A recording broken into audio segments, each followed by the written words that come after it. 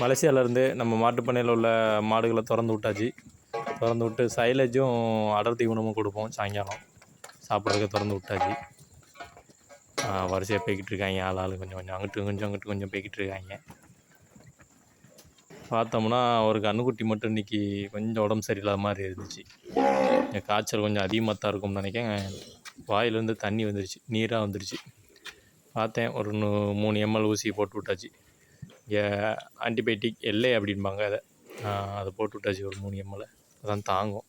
இங்கிட்டு பார்த்தோம்னா இவங்க பால் குடிச்சிக்கிட்டு இருக்கான். ரொம்ப மும்முரமாக குடிச்சிக்கிட்டு இருக்கான். பார்த்தீங்களா பால் எவ்வளோ வருதுன்னு. அங்கிட்டு பார்த்தோம்னா 2 பேர் நான் வாரையா நீ வாரையான்னு சண்டை போட்டுக்கிட்டு இருக்காங்க. நான் பெருசா நீ பெருசா அடித்து பார்ப்போம்டா அப்படிங்காங்க.